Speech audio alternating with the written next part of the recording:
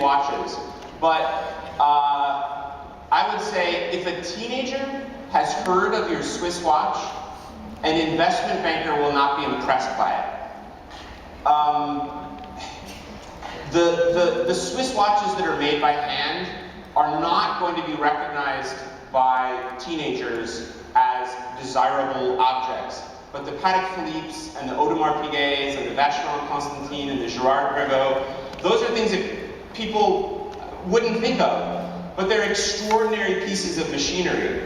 Liberal arts colleges are kind of like those Swiss watches. They're amazing, and many people overlook them because they're not as famous. They don't have a great football team.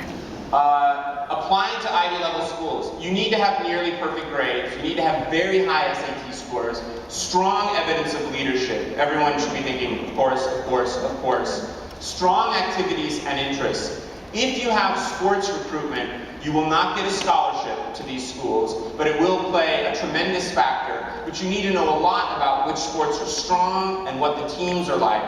I work with 10th and 11th graders. I want them to tell me by mid-11th grade, who are the coaches at the schools you want to go to? What are their names?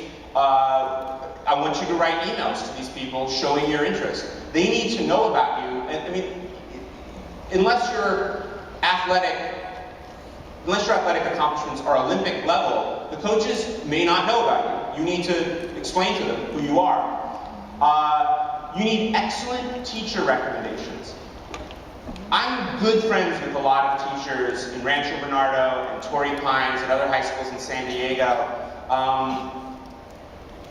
I sometimes pick up the phone and I ask, tell me about this kid, really. What's he like? I had a student who got a 2400. I've had a lot. I've had 23 in the last couple of years. I had a student who got a 2400, and I think he felt like he was going to get into Harvard or Yale or Princeton. I asked the most respected teacher in that school about this kid, and she said, well, he asked me for a letter of recommendation, and I said, I don't really think I can do that. That means you're not going to Harvard or Yale or Princeton. When I meet students, I ask them about teachers that they like. What I want to see is, oh, yeah, Abby Brown at Torrey Pines, AP Cal and Calc CD, she's amazing, she's incredible. When I ask someone that question, and a student says, yeah, she's okay, she's not bad, that's a bad sign. That means they're probably exuding that attitude in the classroom, and those teachers are very, very important to Ivy League admissions. You need to make sure you have an excellent counselor's report. Right now, the ratio in California is 960 students on average to 1 counselor. So if you're the kind of student who does amazing things, I don't want you to assume that you'll get a lot of attention from your counselor. From a counseling department, that's going to look like, I don't need to worry about this kid. A counselor's job in high school, in a public high school, is to get you out of high school, to graduate you. It's not their job to get you into an Ivy League school. You need to seek out a relationship with your counselor. And any cheating, any disciplinary record is pretty much death. What are the Ivy League? Keep in mind, these schools, Yale, Princeton, Harvard, Dartmouth, Brown, Cornell, Columbia, UPenn, it was originally an athletic league. They played sports with each other. Johns Hopkins was invited to join and said no. So the myth and mystery of time suggests that these are very, very special schools. And certainly they are, but the schools like Stanford, MIT, Caltech, they're not Ivy League schools technically, but certainly they meet or surpass the expectations that people have. The little Ivies, Amherst, Swarthmore, Wesley, Williams are extraordinary places. Ivy level schools like Northwestern, Johns Hopkins, Chicago, etc. West Coast liberal arts like Pomona, Claremont McKenna, Harvey Mudd. And notice, these schools tend to have very different personalities from one another. If I ask a student, you're applying to Brown and you're applying to Columbia, tell me about this choice. I ask that because Brown and Columbia, when they interview, they're going to ask the same kind of question. If you don't know that Brown is a very open type of curriculum, and that Columbia is the extreme opposite, a core curriculum based on the great books and classics that you must take, even if you're a physics major, then you haven't done your homework. You know, you wouldn't go on a date and not know the person's name. You gotta know something about the schools. I have students applying to Chicago because they look at its spot on the US News ranking. Chicago's a fantastic school for the right student. For the right student. If you love sports and you love doing things that are outdoors and you're not really a bookish person but you're an excellent student, the University of Chicago would be a terrible place for you. When they ask students how happy they are, University of Chicago students ranked 4th as unhappiest of all campuses. Now it's an amazing place, but that means a lot of students didn't realize what they were getting in for. And by the way, the top 3 unhappy undergrad institutions, anyone know? Army, Navy, Air Force. Those are the unhappiest places in the world. Acceptance rates. Take this with a grain of salt. Harvard, 6.2, Yale, 5.2, all the way to maybe 18 or 14%. These numbers can be very misleading. I've seen in 1 year differing numbers going to alumni.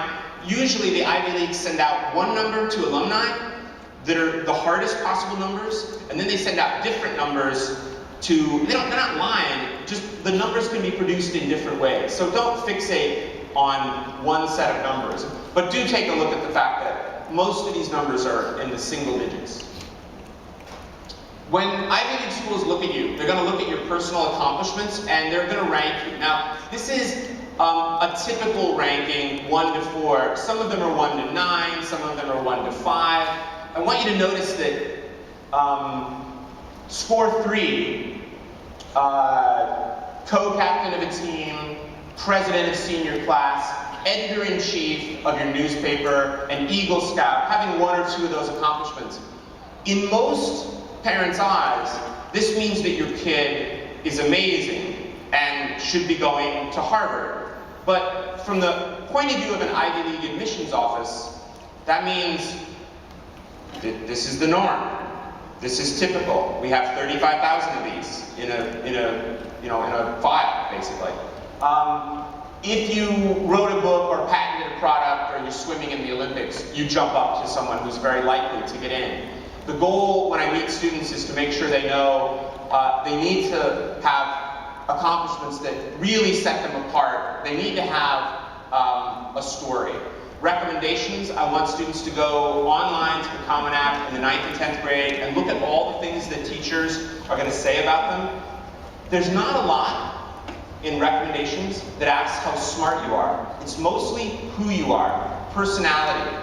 Do you participate? Are you kind? Are you generous? Nice guys don't finish last. Nice guys do well in the admissions process. The academic index simply tells us that subject tests and APs and SAT scores are very important.